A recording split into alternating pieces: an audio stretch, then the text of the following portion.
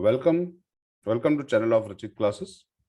आज हम बात करने करने जा रहे हैं इनडायरेक्ट टैक्सेस के अंदर जीएसटी के बारे में। पहली चीज हमें यहाँ बता रखी है कि इंट्रोडक्शन ऑफ इनडायरेक्ट टैक्स। तो इनडायरेक्ट टैक्सेस क्या है, पहले उसके बारे में जान लेते हैं। Logic for taxes. Indian economy is a developing economy and our economy is continuously involved the tax systems to streamline in administration and generate the more revenue for infrastructure, social welfare and the number of the other activities. Indian economy developing economy है और economy के अंदर हम सब every year continuously हम क्या करते हैं, टैक्सेशन लिया रहता है। और ये टैक्सेशन क्यों लिया रहता है? For the administrate and generate more revenue for infrastructure, यानी इंफ्रास्ट्रक्चर के लिए, सोशल वेलफेयर के लिए या बहुत सारी एक्टिविटीज करने के लिए जो भी पैसों की जरूरत पड़ती है उसके लिए गवर्नमेंट हमारे पास से टैक्स लेती है। So taxation is an practical instrument to generate the revenue. Government के रेवेन्यू का एक प्रैक्टिकल इंस्ट्रूमेंट है जिसे हम इनडायरेक्ट टैक्सेस करते हैं to finance the various development activities of the government.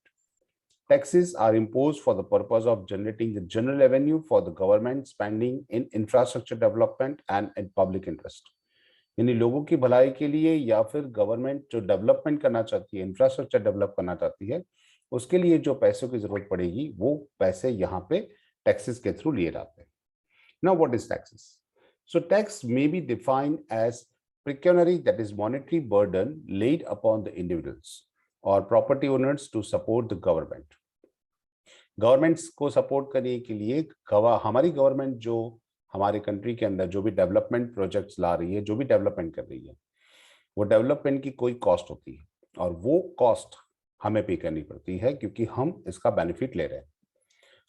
ये प्रॉपर्टी ओनर्स और जो इंडिविजुअल्स है, इन लोगों का क्या करना होता है कि वो जो भी डेवलपमेंट एक्सपेंस हुए हैं वो डेवलपमेंट एक्सपेंस का एक पार्ट उन्हें इंडिविजुअल लेवल पे या फिर प्रॉपर्टी ओनर के लेवल पे उनको वो पे करना पड़ता है as a tax. It is a financial charges और fees imposed by the government on the income, commodity and activity. Government ये जो पैसा लगाती है वो जो भी अर्न करते हैं, जो भी चीजें बेचते हैं, एक्टिविटीज करते हैं, उसकी उनके ऊपर ये फीस की तरह से चार्ज की जाती है। A tax is not a voluntary payment or donation। ये कोई voluntary payment नहीं होता, एक डोनेशन नहीं होता, but it's an enforced contribution। ये कंपल्सरी सबको देना पड़ता है।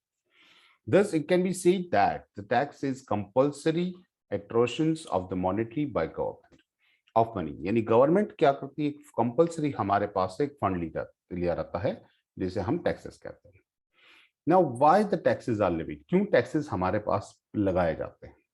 So taxes constitute the basic source of revenue to the government, which are utilized for meeting the expenses of government।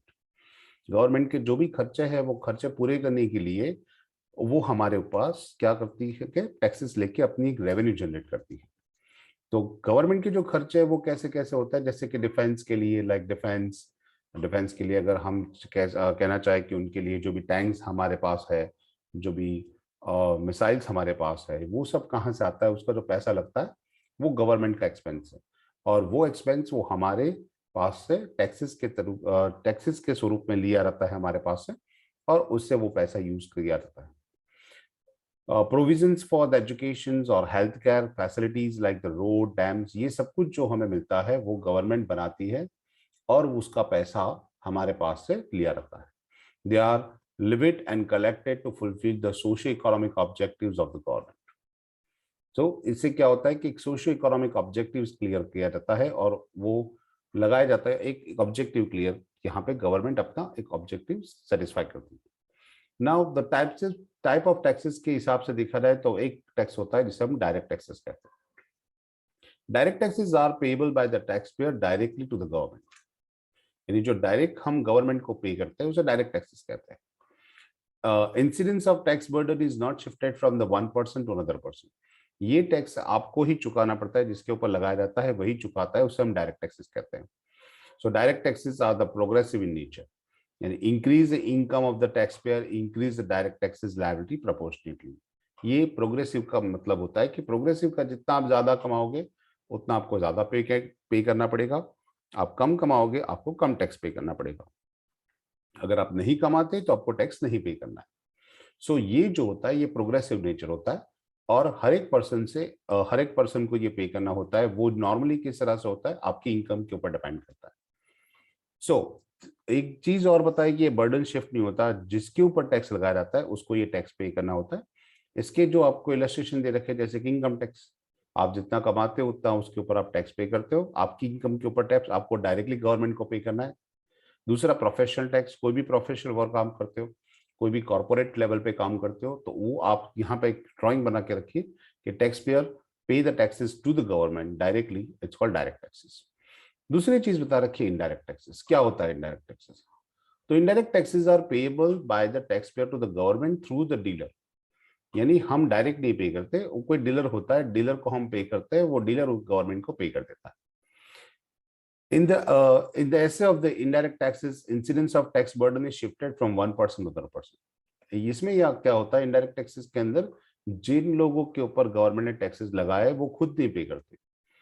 वो जिनके पास से वो गुड्स, जिनको वो गुड्स सेल करते हैं या सर्विस प्रोवाइड करते हैं, उनके यानी अपने क्लाइंट्स से वो पैसा वसूल करते हैं।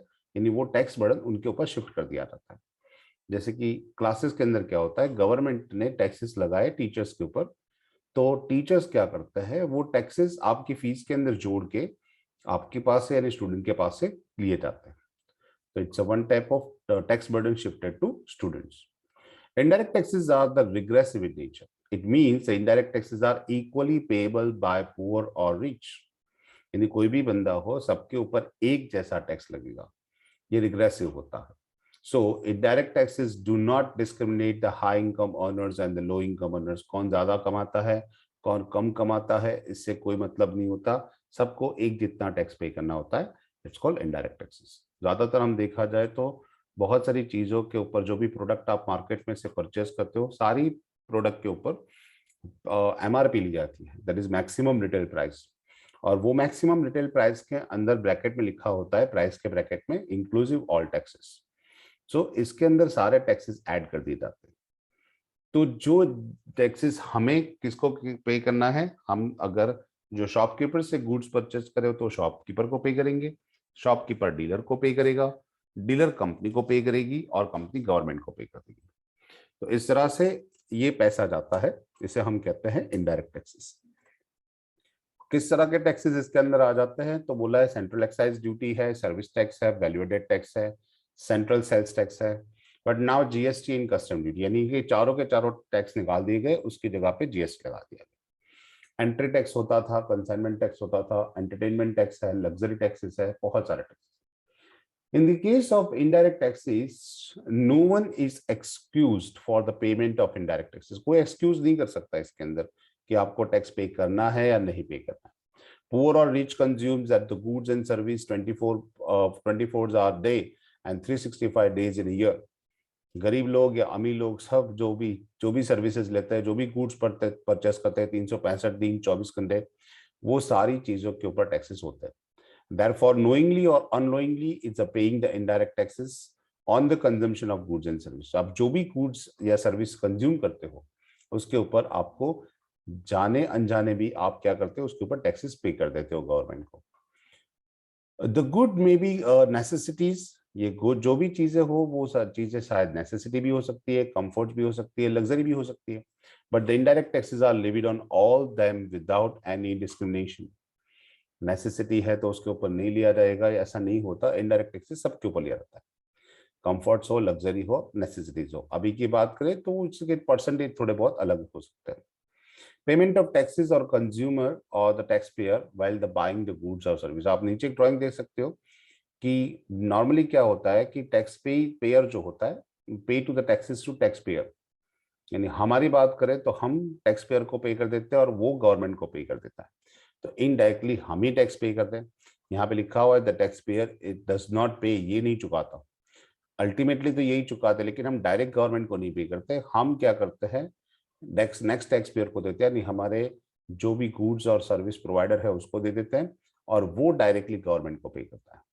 सो we are the indirect tax payer. क्या डिफरेंस है दोनों के बीच में? डेफिनेशन के हिसाब से देखा जाए तो if the tax is levied directly on the income और wealth of the person, it is direct taxes. और वही टैक्स अगर वस्तु के सेवा के ऊपर यानी गुड्स और सर्विस के ऊपर लिया जाता है एज अ प्राइस, उसके अंदर ऐड करके, तो उसे हम इनडायरेक्ट टैक्सेस कहेंगे। इंसिडेंस एंड इम्पैक्ट, किसके ऊपर इम्पैक्ट पड़ता है और कौन सा इंसिडेंस होता है, तो यहाँ पर डायरेक्ट टैक्सेस में लिखा है the tax is said to be direct when the impact and the incidence of the tax are on the same person, यानी जिसके ऊपर लगाया जाता है उसी को वही बेयर करता है, तो उसे हम कहते हैं impact and incidence on the tax और द सेम पर्सन। जबकि इनडायरेक्ट टैक्सेस में दोनों अलग अलग होते हैं। The tax is said to be indirect when the impact and incidence of the tax are on the different person. Government tax लगाती है सेलर के ऊपर, और क्या करता है, जो बायर होता है वो उसका टैक्स पे करती है। लिविड ऑन किसके ऊपर लगाया जाता है, तो डायरेक्ट टैक्सेस ज्यादातर इनकम के ऊपर या आपकी संपत्ति के ऊपर यानी वेल्थ के ऊपर लगाए जाते हैं, जबकि indirect taxes goods and services के ऊपर लगाए जाते हैं। बर्डन के बारे में बात करें तो डायरेक्ट टैक्सेस का बर्डन किसी और पे शिफ्ट नहीं हो सकता। There is no shifting of the burden directly home by the tax payer. जबकि इनडायरेक्ट टैक्सेस की बात करें तो burden is shifted to the subsequent buyers, यानी वो भी जो भी उसके पास से गुड्स या सर्विस परचेस करेगा उसको वो दे दिया जाएगा। That is burden falls to the final customers. Ultimately final customer को वो इनडायरेक्ट टैक्सेस पे करने पड़ते हैं। डायरेक्ट टैक्सेस के टाइम ऑफ कलेक्शन की बात करते हैं तो ईयरली बेसिस पे होता है। That is direct taxes are collected on yearly basis. जो इनकम टैक्स रिटर्न लोग फाइल करते हैं या वेल्थ टैक्स या प्रॉपर्टी टैक्स पे करते हैं उसकी बात करते हैं।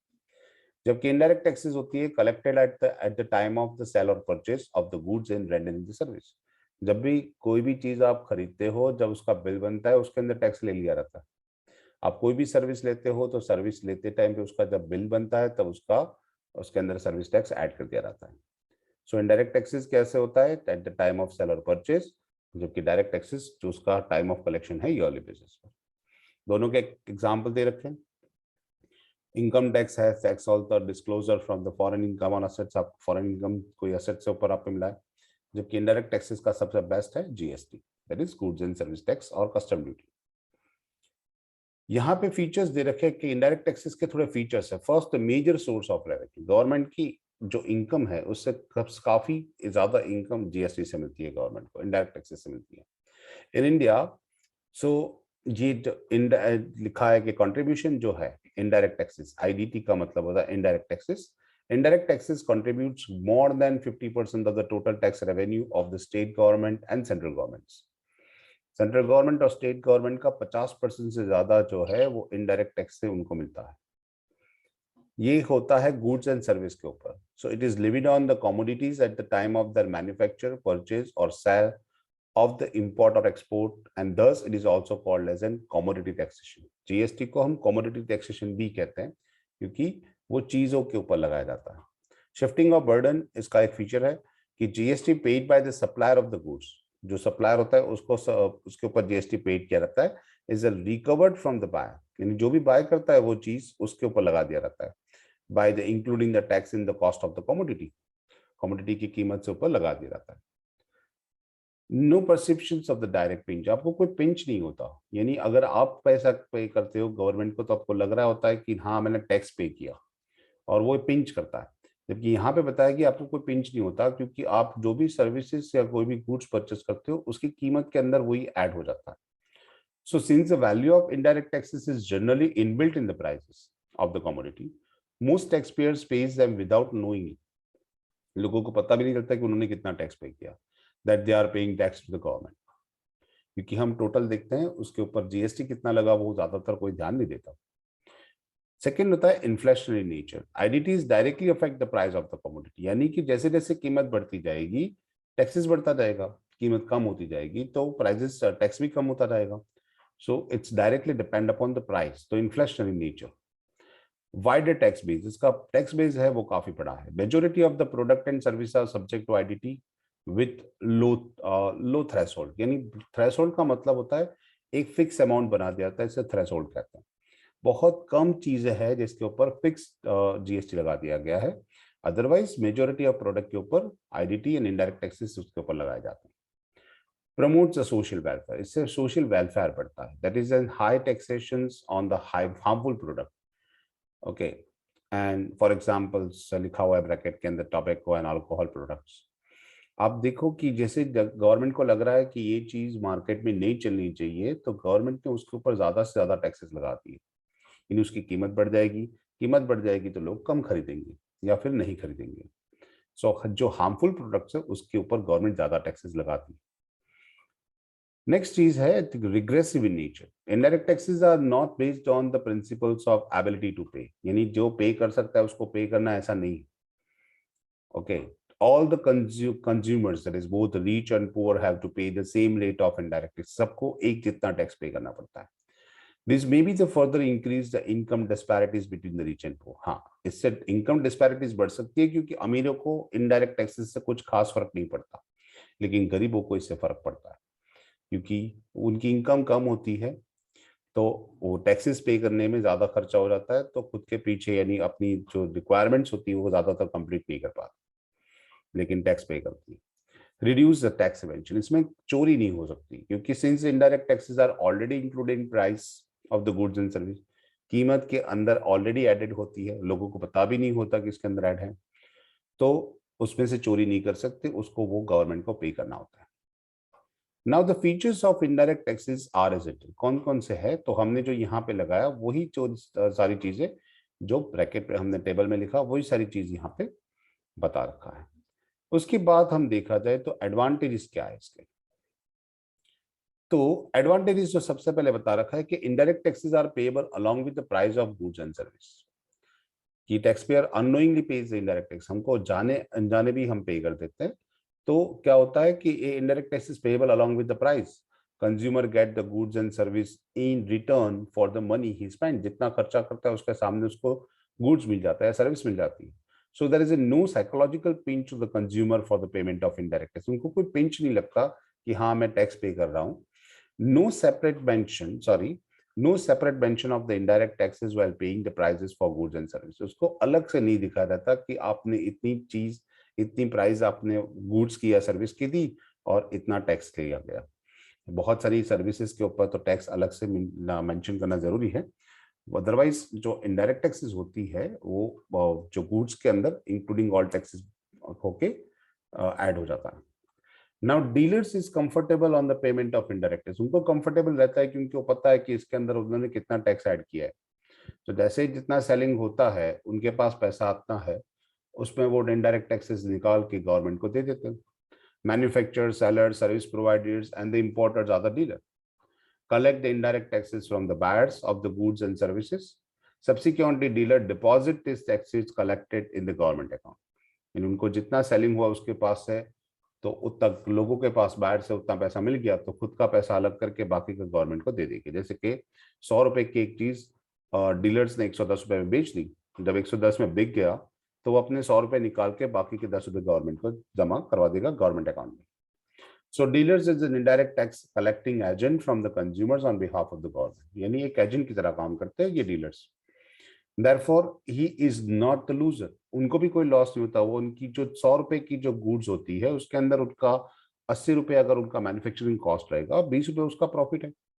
ओके, 10 रुपए गवर्नमेंट बोल रही है कि भी टैक्स लगाना पड़ेगा, तो उसके ऊपर 10 रुपए और लगा देगी और 110 पे आपके पास आपसे आपको बेच देगी।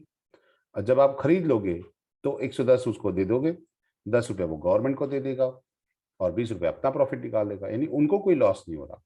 So therefore it is not the loser and the not paying the direct indirect taxes out of its income, उनकी खुद की इनकम में से उसको कुछ लॉस नहीं होने वाला।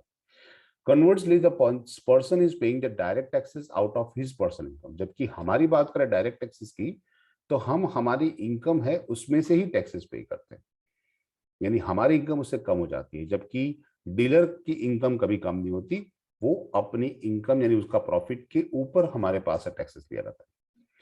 Now the major source of the revenue to the government, ये दूसरा है इसका एडवांटेज कि ये ज्यादा इनकम जनरेट करता है। Indirect taxes generate the more than 60% of the tax revenue to the central and state government, whereas the direct taxes contributes less than 40%। Direct taxes के परसेंटेज कम है और इनडायरेक्ट टैक्सेस के परसेंटेज ज्यादा है, 60%। In the case of the state government, collection of direct taxes is the smaller amount।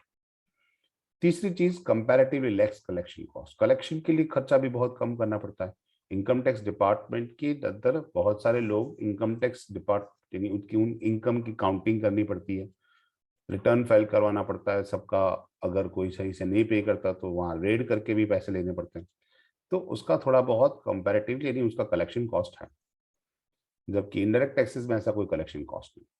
Compared to the direct taxes, collection cost of the indirect taxes is less. In the year 2002-2003, collection cost was 0.75 of the indirect taxes, whereas the collection cost of was 1.04% of the direct taxes. The reason being the indirect taxes is included in the price of the goods and services. देखो 40% direct taxes है, उसका 1.04%, जबकि 60% आपका यदि ज्यादा revenue है फिर भी उसका टैक्स कलेक्शन कॉस्ट कम है, यानी काफी कम हो गया। Next point is comparatively less tax evasion. यहाँ पे चोरी नहीं होती टैक्स की। The procedure to collect the indirect taxes is simple and easy, and principles of the goods and service include the indirect taxes. जो कीमत होती है उसके अंदर क्या होता है कि टैक्सेस ऑलरेडी एडेड होते हैं, therefore eventually in the case of indirect taxes is less as compared to the direct taxes, यानी यहाँ पे चोरी करनी पॉसिबल नहीं है। नेक्स्ट है instrument of the industrial growth in under developed areas. जो अंडर डेवलप्ड एरिया है वहां पे एक ग्रोथ का इंस्ट्रूमेंट है ये। Government can plan the industrial growth with the help of indirect taxes in the underdeveloped and undeveloped areas. In case it can provide the facility and the tax exemptions for the steering the industrial unit in backward areas. जो backward area है उनको develop करने के लिए government क्या करती है, वहां पे टैक्स एग्जाम्पशन देती है। यानी अगर वहां पे ऐसे कोई बैकवर्ड एरिया के अंदर कोई कंपनी स्टार्ट करते हैं तो गवर्नमेंट उनके पास से टैक्सेस नहीं लेगी। And exception from the indirect taxes reduce the cost of production. क्या होता है कि अगर कॉस्ट गवर्नमेंट टैक्स नहीं लेगी तो उनकी कॉस्ट कम हो जाएगी, कॉस्ट कम हो जाएगी तो अच्छी बिकेगी उनकी प्रोडक्ट, है ना, प्रॉफिट भी ज्यादा होगा। So industrial units in backward area may be become viable. More industrial unit may be attracted and that results into industrial growth. और इससे industrial growth भी होता है, जो भी backward area है वो backward area का development हो जाता है। So उसके लिए भी एक advantageous point है ये। Indirect taxes promote and protect the domestic industry. Domestic industries को protect करते हैं। Indirect tax holidays, tax concessions, and tax exemption can be lower the price and increase the sale of the domestic goods in Indian market compared to sell of imported goods. बहुत सारी foreign companies की जो product हमारे India में आती है उसके सामने गवर्नमेंट क्या करती है, जो गवर्नमेंट प्रमोट करती है कि भाई नहीं ये चीज इंडिया के अंदर ज्यादा से ज्यादा बिकनी चाहिए, तो गवर्नमेंट उसके ऊपर टैक्स हॉलीडेज डिक्लेयर करती है या फिर टैक्स कंसेशन दे देती है। 2-5 साल के लिए गवर्नमेंट टैक्स कंसेशन दी जाती है या फिर टैक्स हॉलीडेज दिया जाता है, यानी कि उसके ऊपर आपको लाइफ टाइम टैक्स नहीं पे करना है। टैक्स एग्जेम्पशन भी दिया रहता है, यानी 2-4 सालों या 5 साल के लिए 50% की जगह 10% टैक्स लगाया जाएगा। टैक्स एग्जेम्पशन कंसेशन सब कुछ कर सकता है डोमेस्टिक इंडस्ट्री को डेवलप करने के लिए as compare to the foreign goods. Lower the price of the goods and service can be compete the international market, यानी हम हमारा जो प्रोडक्ट है इंटरनेशनल मार्केट में हमारी प्रोडक्ट कॉम्पीट कर पाएगी।